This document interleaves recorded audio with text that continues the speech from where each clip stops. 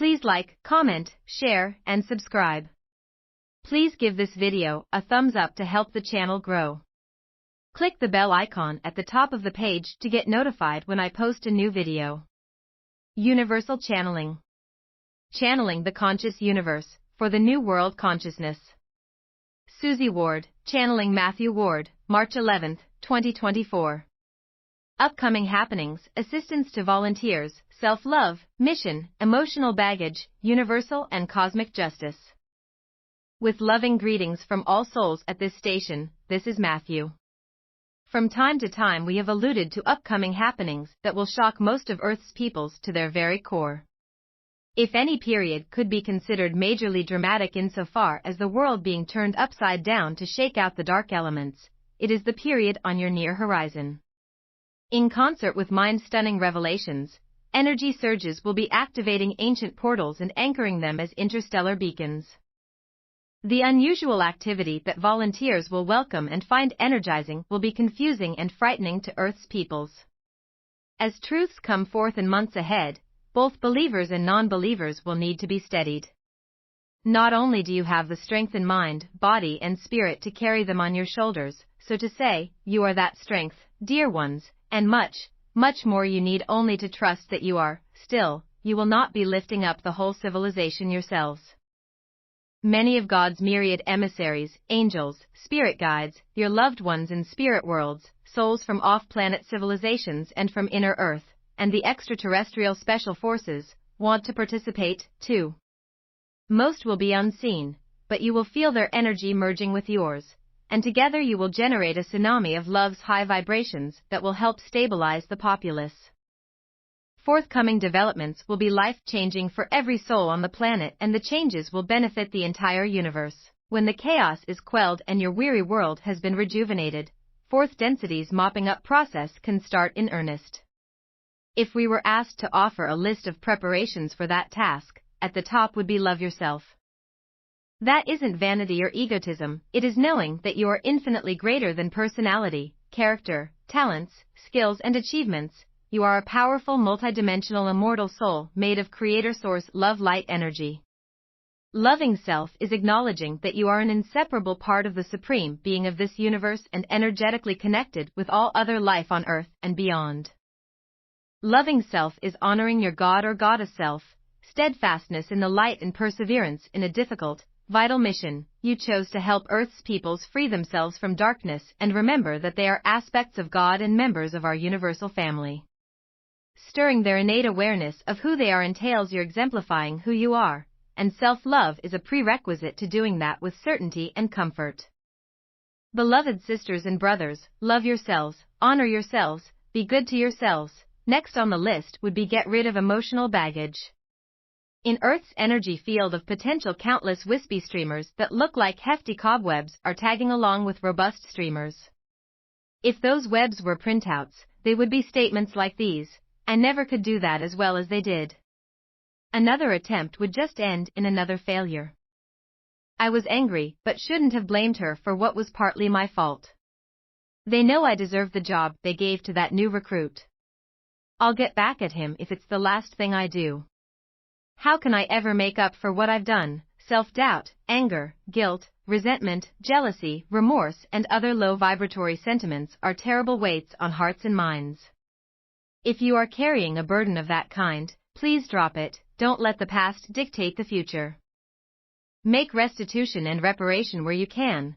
Set a realistic goal and take firm steps to achieve it. Put forth your best effort in team projects. Don't compare your accomplishments with someone else's, and love yourself as much as we love you. A related issue, the estrangement that developed within families and between friends due to polarized opinions about vaccines and other mandates, is one of the many sad effects of the pandemic. Please don't let that very dark chapter of Earth's history continue its destruction.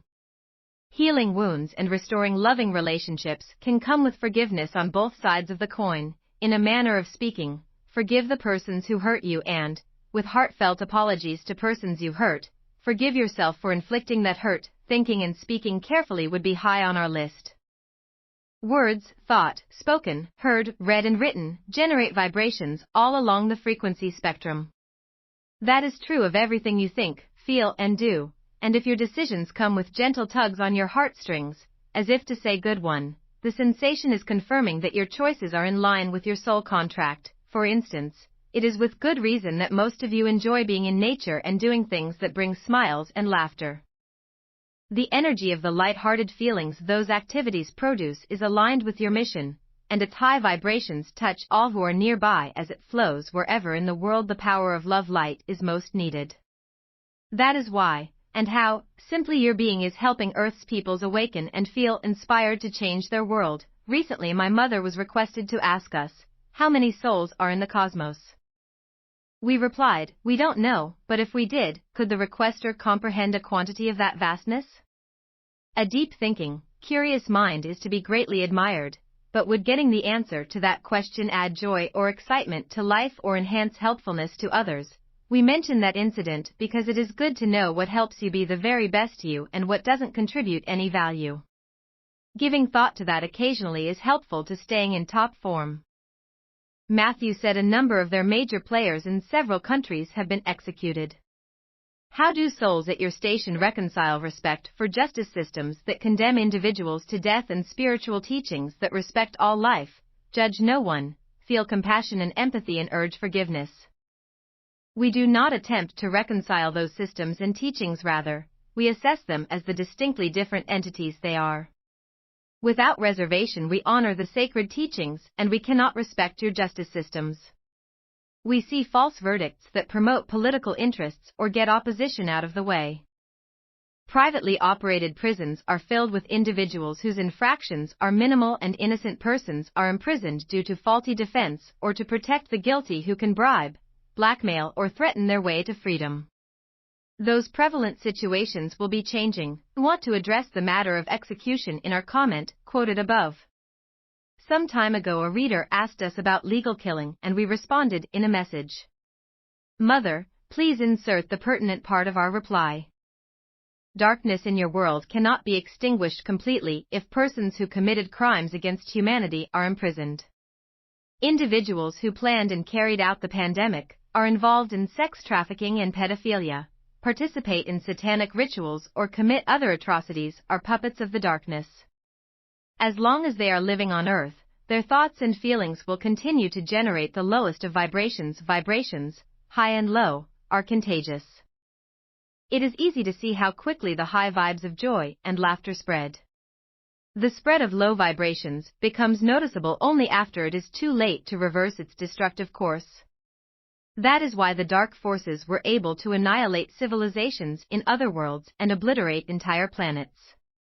It is why that force twice was able to take over ancient civilizations in your world and much later, send the planet spiraling down into deep third density. Gaia does not want that to happen again. November 1, 2022. Thank you, Mother. When darkness once again became dangerously entrenched on Earth, God authorized life-saving assistance. A massive infusion of light, millions of lightworker volunteers and extraterrestrial special forces are part of the monumental aid package, and another part is ending the physical lifetimes of individuals consumed by darkness. Third density bodies are vehicles for only one incarnation, so let us speak about what happens when they die. A person's etheric body and everything that made them unique, intelligence, knowledge, personality, character, attitudes, interests and aptitudes, automatically are drawn to the level of nirvana, where energy is the same as the energy of the person's free will actions throughout the lifetime. Life in that particular level is one aspect of what could be considered universal justice, and the other is the life print review, a lifelong movie that includes the exact feelings of every soul whose life the person touched. The review, which takes place soon after transition to spirit life, is a gratifying experience for persons whose lifetime energy is a reflection of their kind, thoughtful, helpful, caring nature, and life in their level is wondrous. The energy of puppets of darkness draws them to a tiny orb that is separate from flexible, multi-layered nirvana, and where the composition is so dense nothing can escape. Life print reviews there are interminable and agonizing, a lifelong replay of the massive toll of death and suffering those individuals caused, because light is anathema to them, only the spark that can be their saving grace is visible. If they accept the spark, more light is offered, and if that is accepted, light is provided until there is enough consciousness for a life to start over from scratch. The soul embodies in a form that functions instinctively, without intelligence or memory to influence action, and advancing from that primitive level to a thinking, reasoning, responsible individual can take millennia. The ultimate justice is cosmic. We have been told that Creator Source expected all its creations to be joyfully, constructively active so it could experience that, too, and for a while in deepest antiquity that is what happened. Then Lucifer and his adherents ran amok, and since then some of them have chosen to cause massive suffering, carnage and planetary devastation in every incarnation. They have consistently declined the Supreme Being's offers of divine grace, and the only other way to stop them is to transmute their energy. However, like all other souls, they are of Creator's essence, and only it is powerful enough to handle the density of its creations that became consummate evildoers. After purifying their energy by extinguishing all awareness and memories, Creator draws that love-light essence back into itself. The existence of completely impartial, neutral universal and cosmic justice systems doesn't lessen one iota the value of your spiritual teachings. Their light is helping to guide the society spiritually and consciously, and concomitantly with their advancement, justice systems will start serving everyone justly and incarceration will keep lessening until criminal behavior ceases.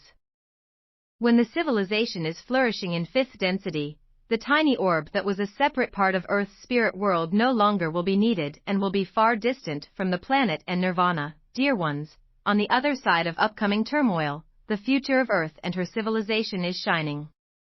Their advancement will continue until there is unity consciousness and the planet glows with the vibrations of love, joy, harmony, and prosperity.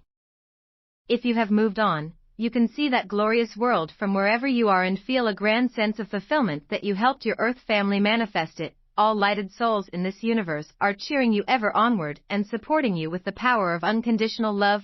Love and peace. Suzanne Ward. Website, MatthewBooks.com. Email, Suzy@MatthewBooks.com. Note from Suzy. Heartfelt thanks to everyone who wished me a wonderful time in Panama. The many wedding-related festivities were fabulous, so were activities at the beach and celebrating a long-time friend's 94th birthday. Everything during my whole visit was marvelous. Being with all my dear family, especially the 10 beautiful great-grandchildren, showed how swiftly 90 years can pass. Please send questions and comments to Suzy@MatthewBooks.com. All messages from December 2003 to date are archived on MatthewBooks.com.